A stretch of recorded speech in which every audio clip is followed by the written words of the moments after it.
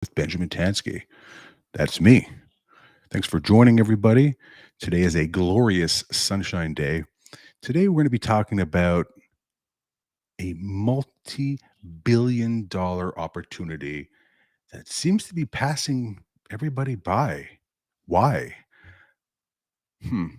Why does everybody think fiber is the key is the keys to the castle? Why do people think fiber is the be all and end all? What is a business's single point of failure when you're talking about connectivity? Is it not having dual cloud applications running at the same time? I don't think so. No, it's not. Is it having a UPS on site for power? Oh, yeah, maybe that's important too. You know, or is it the fact that if the business loses connectivity, they can't function because everything is in the cloud? Huh, I bet you that's what it is. So everyone pushing fiber is a fantastic transport method. It is a fantastic last mile connectivity method. But is it the only game in town? No, it's really not the only game in town. Fixed wireless, dedicated fixed wireless is actually faster than fiber. I don't want to go down the rabbit hole too much, but let's just take a step back here.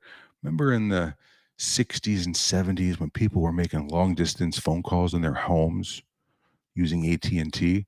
Well, how do you think those phone calls were actually connecting to the other end?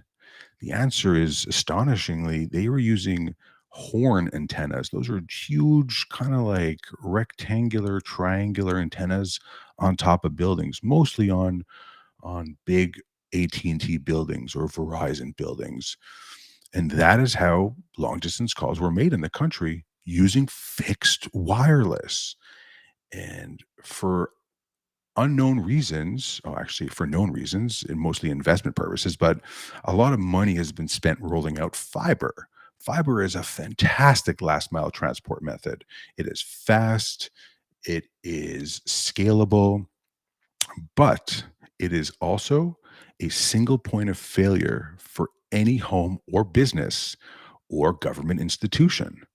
Now, how do you reduce your risks for connectivity, for last mile connectivity? You don't want to have dual quad path fiber, because at the end of the day, all those fibers go back to a central vault.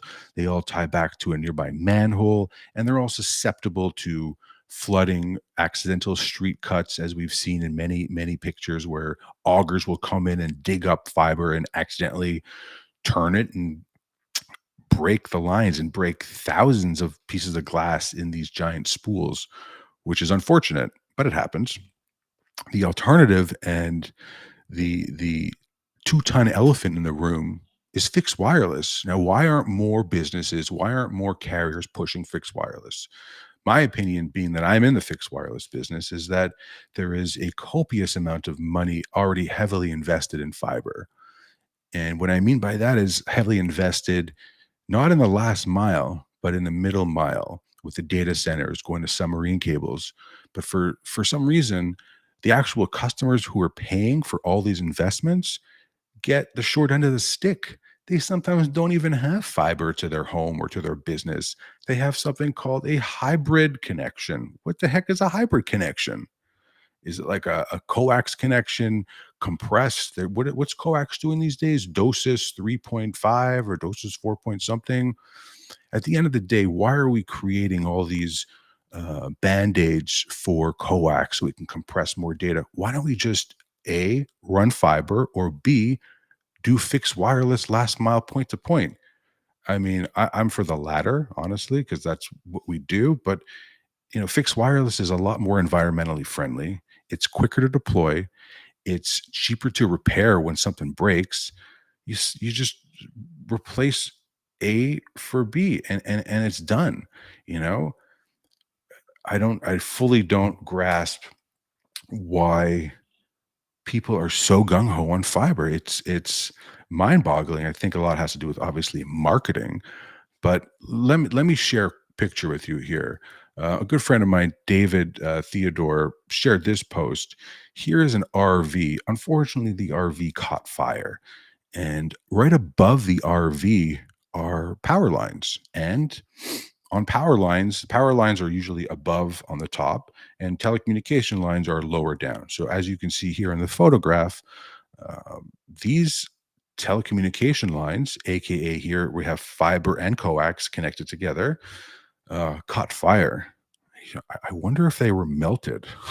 Obviously, they're melted in incredible temperatures.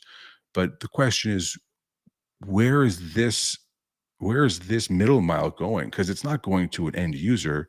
Typically, middle mile is connecting to a hub underground, and that hub branches out over coax. Unfortunately, because carriers don't want to spend money to bring last mile fiber. They'd rather use legacy coax, which again in itself is a sad state of affairs. And consumers like me need to amp up and share our displeasure with carriers who just refuse to bring last mile speeds to their customers who are paying for infrastructure. Look at this picture. I wonder if the fiber was down. How many thousands of people were affected by this? Thousands. Let's get a zoom up shot. This is what it looked like afterwards. Look at that. That is incredibly intense temperatures melting these plastic wires. And inside the plastic, you have a little thin shield of copper, um, some type of shielding. And inside that, you have glass, and the glass is the fiber. It's teeny, tiny, tiny stuff.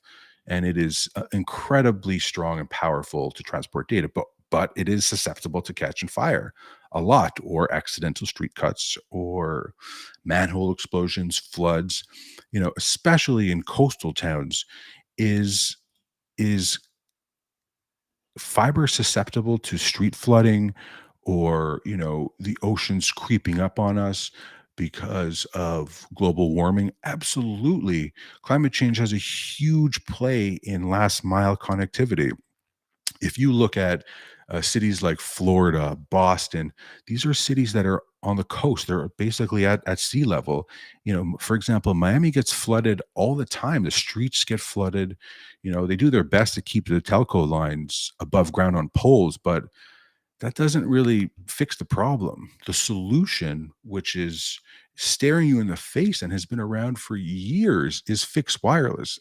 Absolutely, if you can get your fiber because, you really believe in it, get it. And get fixed wireless. You need the diversity, you need the connectivity, you need the reliability. You know, People sometimes say fixed wireless is, it's not so reliable. It uses lasers. It's affected by the snow. It's affected by the rain. The answer is, if you design your network properly, none of that stuff is a factor, right? How is your cell phone? Let me ask you everyone a question. How is your cell phone when you're talking on your cell phone? Do you get drop calls when it's raining? Do you get drop calls when it's snowing?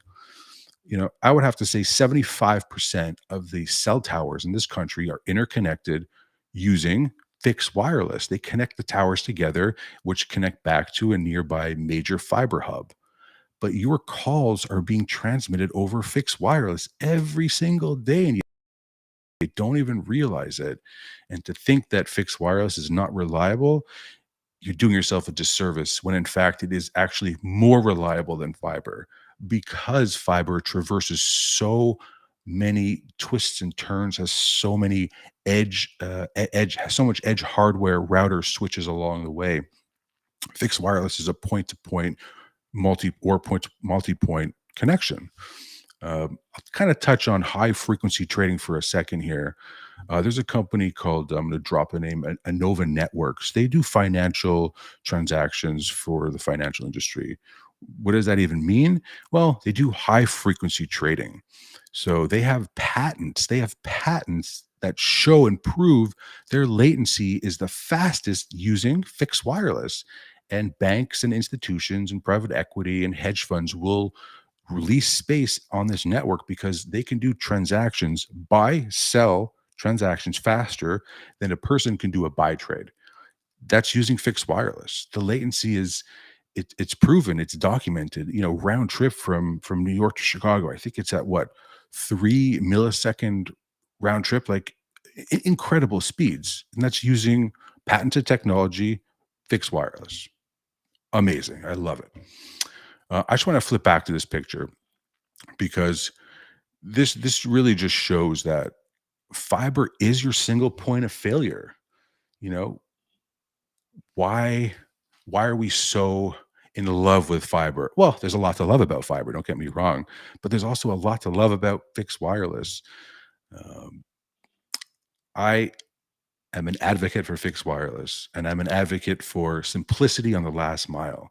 You know, Google Fiber, for example, they were deploying fiber everywhere, but they stopped doing it because it was cost prohibitive due to, unforeseen expenses, towns negotiating pole access, unions negotiating rates.